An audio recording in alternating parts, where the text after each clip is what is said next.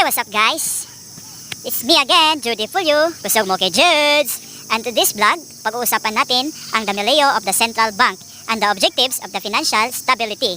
Together with my partner, Jonathan Tundag. Kusog mo tundag-tundag, nagpatundag-tundag.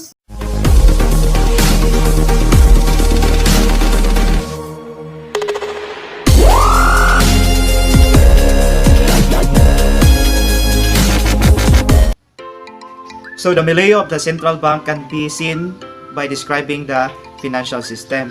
So financial system is essentially concerned with the borrowing and lending. So in a financial system, there are six elements. So first element is the lenders, or it has the surplus economic units, and the borrowers, which has the deficit economic units. The second element is the financial intermediaries, such as commercial banks, savings banks, mutual funds, or brokers. So, ang financial intermediaries, sila mo serves as a middleman between the two parties or the participants. So, the financial instruments like bonds, stocks, etc. So, muna gigamit o para mag-trading. So, the fourth element is the creation of money, as we have discussed before. So the creation of money, where the commercial bank accept deposit from the general public and ipaloni siya sa mga individuals or company. So muna to, the creation of money will start. And the financial market, the fifth element is the financial market.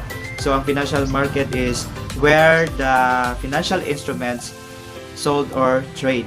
And the last element is the prices discovery, where the price or the interest rate discovered through financial system. So before na to, kung ano na, itakol ang kanitanan, the six elements. So there are many terminologies nga naka-create of confusion sa akong mind, or maybe ninyo pod. So like sa bonds and stocks, so nalibo ko ani. So I hopefully ato ni masolve. So atong sination o tan-awon karon kung unsay involvement ni central bank sa six elements, or number siya direct involvement or indirect. And before that, ato sang i-emphasize ang mga terminologies nga makalibog kayo, like nalibog yun ko in tawon, such as bonds and stocks or the securities. So before ta mo proceed guys og tackle sa six elements of the financial system, ayuhon usa natok sabot ang bonds og stocks nga usually mo na gigamit as financial instruments sa big markets. So what is bond? So bond is loaning money for a regular interest payment, while ang stock is buying ownership in a company. So let's start for the bonds for a better clarification. Company X, like for example, the company X ay investment pero nahudan siya capital. So para mo kuan siya money as capital, si company X pwede siyang mo-issue og 100 bond certificates, which is kada bond certificate is equivalent to 1,000 US dollars. So si company X is nag-issue siya sa og 100 bond certificate sa market, while si company Y is nakamatikod siya nga si company X is nag-issue og bonds. So ni-avail dayon siya, ni-purchase siya og 1 bond certificate, which is equivalent to $1,000. So ang bonds nga gi-issue ni company X is naay maturity of 10 years. So then during that time is ang interest rate sa bonds is 5%. That means si company X is mubayad siya og yearly nga 5% sa $1,000. So 5% of that is $50. $50 mo na iyang ibayad yearly ni company Y, or pwede po $25 every 6 months within 10 years. So after sa mature ang bonds, so kailangan na si Company X mubayad na sa full payment na $1,000 ni Company Y. And let's proceed to the stocks. For example, so I have this company GCF. I invested 10 million pesos. So one time na nahudan ko capital, for example. So ang akong buhaton is pwede kong mo issue og 50% shares of stock sa akong company. So 50% of that is 5 million. So sa market, si Sheila is ni avail og 20% ownership sa company. So nipalit siya og 20% shares of stock sa akong company. So nibayad siya na og 2 million. 20% of 10 million is 2 million. Si Brian ni avail siya og 10% ownership, while si Shara ni avail siya og 20% ownership. So akong gigamit ang ilang investment nga worth 5 million nilang Sheila, Brian, and Shara. So ako ning gigamit as capital sa among company nga GCF. So after how many years nakagain og profit nga 10 million ang among company. So ang mahitabo ani, ang 10 million among bahinon ni nako ni Sheila, Brian, and Shara. So nawa mo koy 50% shares of stock sa company. So ang ako mabahin sa 10 million is 5 million. While si Sheila is naka-own siya og 20% shares of stock sa akong company. So makabahin siya og 2 million pesos. While si Brian na siya 10%, so 1 million iyang bahin. And Shara is na siya 20% ownership. So ang iyang bahin is 2 million. So okay, let's talk about the financial system and its 6 elements. Although financial system is a broad topic, but let's make it simple in a simplified way. So first, the first element is the lenders and the borrowers. When we say the ultimate borrowers, which includes the household sectors, the corporation sectors, the government, and the foreign sectors. The ultimate borrowers, meaning ana is na deficit ilang economic units. So, while ang ultimate lenders has a surplus economic units, which includes ang household sectors, the corporate sectors, the government sectors, and the foreign sectors. So, ang ultimate borrowers is para maka-generate siya og capital, dagan siya options nga buhaton. It's either mo direct investing to the ultimate lenders through muutang. So, if muutang siya direksyon ni ultimate lenders, so dili siya basta-basta pud pautang si ultimate lenders kung walay collateral. So, ang buhaton ni ultimate lenders is it's either mo issue siya security nga equity securities, which is the stocks. So share of his or her company yang ibaligya ni ultimate lenders, or the mo issue siya og debt securities such as bonds. So pwede siyang mo issue og bonds para i-purchase ni ultimate lenders. Muna siya direct investing or direct financing. So aside from that, so si ultimate borrowers, yang next option is pwede po siyang mo release og securities, mo issue og securities through financial market. So same process ra gihapon is financial market is facilitate ni siya sa financial intermediaries. So sa financial market is diha niya mag-issue siya og securities nga pwedeng ibaligya. So same ra gihapon kay dito magkita silang ultimate lenders nga mga investors. So ang next option ni ultimate borrowers is to borrow from the financial intermediaries, which is the banks, the credit unions, the savings banks. Although kaning mga financial intermediaries, so dili po ni siya pataka-pataka na lang og pahulam. So kailangan po ni siya collateral. Same ra gihapon, it's either si ultimate borrowers is mo issue gihapon siya og either the debt security or the equity securities. So at the same time, si ultimate borrower is which includes the government and the foreign sector. So, pwede siyang mo borrow ni central bank, which in return mo issue gyapon siya security. So, next is the ultimate lenders. So, si ultimate lenders is daghan gyapon siya options. So, kapin man iyang economic unit, so pwede siyang mo invest siya sa savings banks through financial intermediaries such as banks, savings banks, pwede siya mag-deposit ani niya. So at the same time, while ga-deposit siya is nakagain siya interest. So kay ga-deposit man siya, so nay mahitabo nga money creation mo na ika-fourth element sa financial system. So ang mode of payments manggod is through deposit sa banks. So mahitabo ana is na creation of money.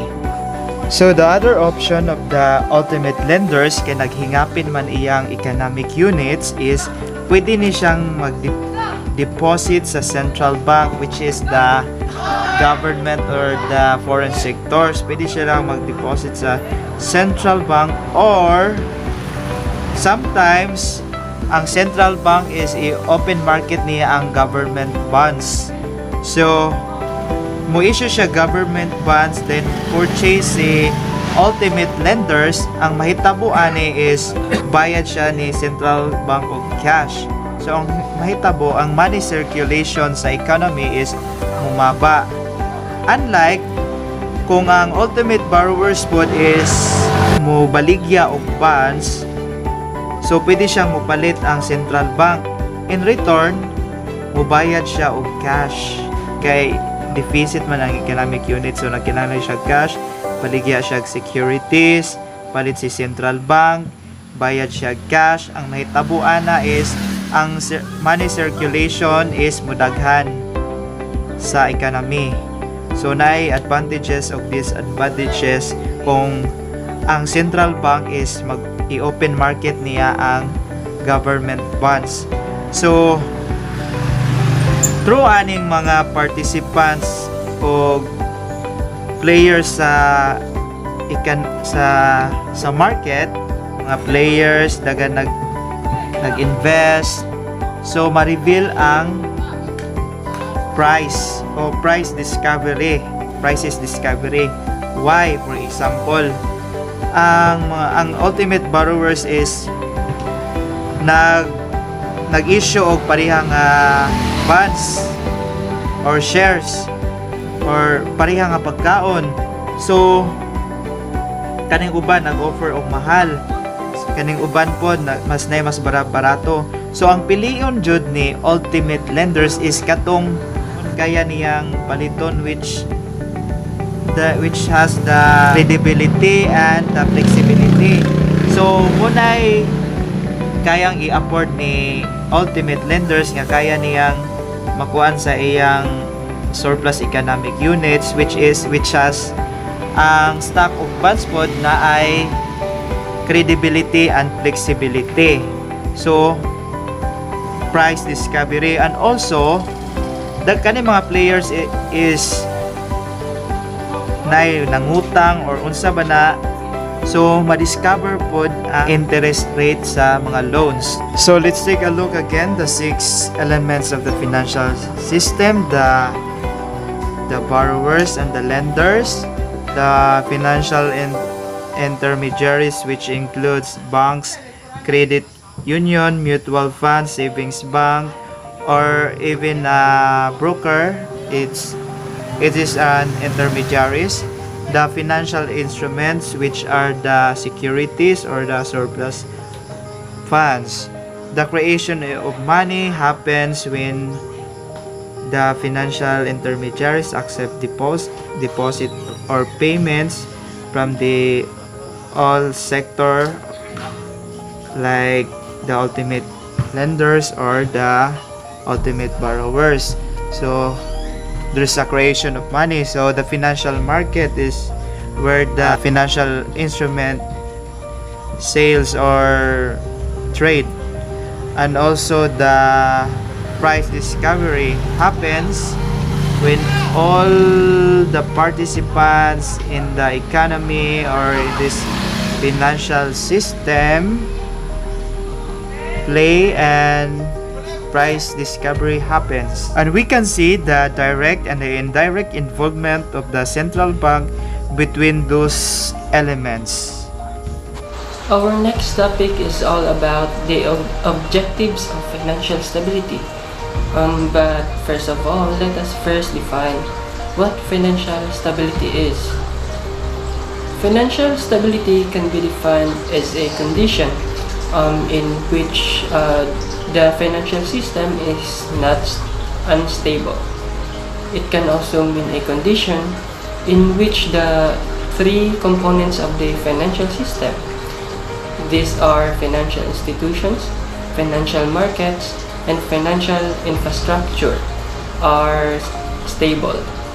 The first financial system is stability of financial institutions.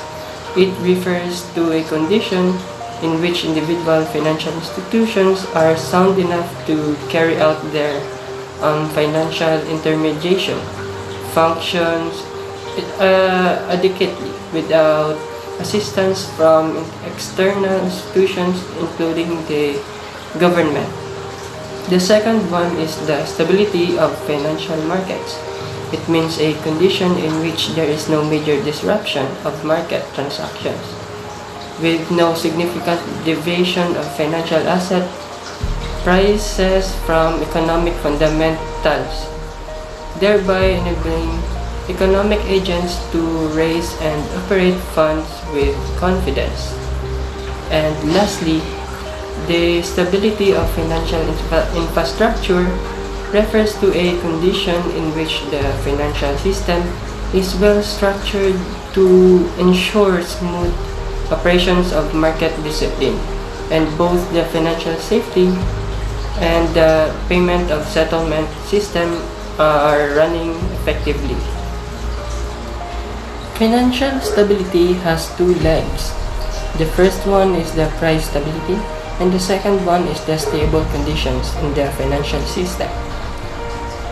Price stability is defined as a state in which the general price level is literally stable, or the inflation rate is sufficient low and stable, such that considerations concerning the nominal dimension of transactions cease to be a pertinent factor for economic decisions. This general definition is widely accepted, although there is some debate regarding the appropriate choice and composition of the price index. The precise quantitative definition or operational target for price stability and the appropriate time horizon over monetary policy should aim at preserving price stability, while the stable conditions in the financial system is one in which financial intermediaries, markets, and market infrastructure facilitate the smooth flows of funds between saver and investors, and by doing so help promote growth in economic activity. Conversely, financial stability is a material disruption to the intermediation process with potentially damaging implications for the real economy. From this perspective, the safeguarding of financial stability can be seen to be a forward-looking task, one that seeks to identify vulnerabilities within the financial system and, where possible, takes mitigating actions. Some of the vulnerabilities have a macroeconomic dimension, such as changes in the conditions of households and corporate sector balance sheet, and developments in credit and assets markets, all of which have the potential to affect the level and the distribution of financial risk within the economy. The question is why financial stability, or why financial stability important? So, the financial stability is an essential requirement not only for price stability, the policy goal of the central bank, but also for healthy development of the economy. This is because financial instability entails heavy cost for an economy, since the volatility of price variables in the financial markets increases and financial institutions or corporations may go bankrupt.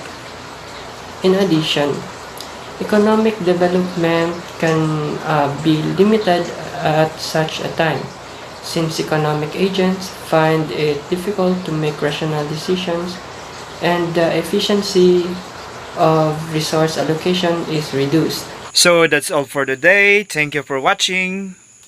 Bye-bye.